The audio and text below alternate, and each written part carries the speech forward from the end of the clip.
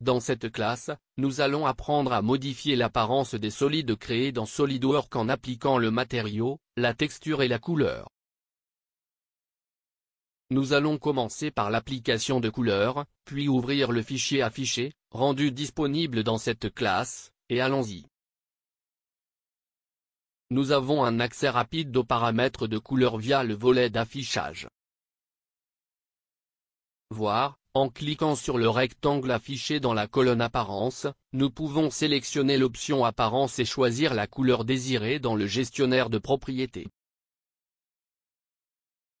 Dans la première case, nous avons l'indication de la géométrie sélectionnée.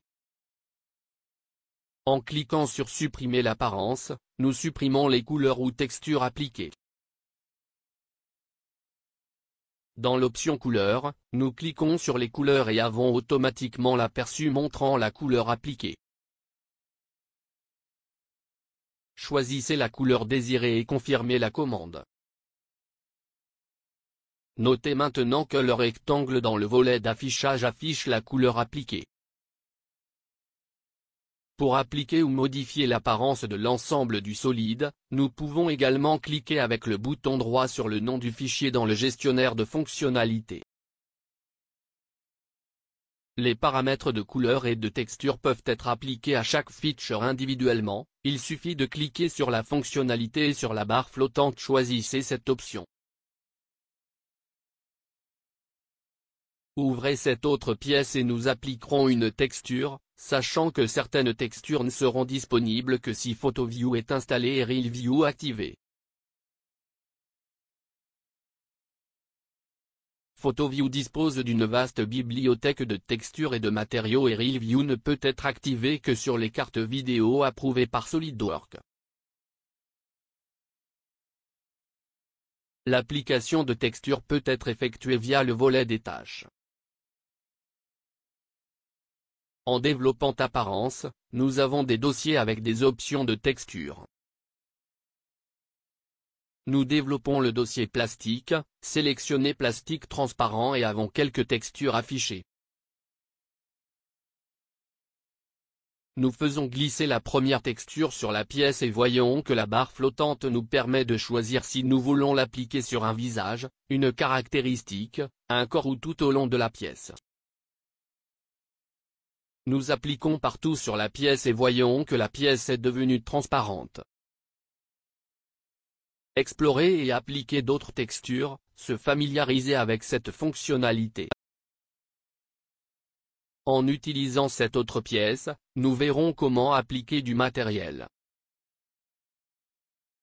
Notez que dans le gestionnaire de fonctionnalités, nous avons une icône spécifique et des indications indiquant qu'il n'y a pas de matière définie pour cette pièce. Pour appliquer un matériau, nous faisons un clic droit sur l'icône, cliquez sur l'option Modifier le matériel et une boîte s'ouvre. Le dossier matériaux SolidWorks contient les matériaux SolidWorks standards et le dossier matériaux personnalisés, les matériaux créés par les utilisateurs. Nous développons le dossier SolidWorks Materials et le dossier Style, en observant la liste des matériaux. En cliquant sur l'un de ces matériaux, dans le panneau de droite sont affichées propriétés, l'apparence, le type de piratage standard et nous pouvons même le définir comme un favori. Nous avons choisi le matériel EASY 304 et cliqué sur Appliquer pour rendre l'application efficace. Notez que le matériau a été appliqué et que l'aspect de la pièce a changé. Ensuite, nous cliquons sur ASMA 36 acier et appliquer, notant que cet autre matériau a été appliqué.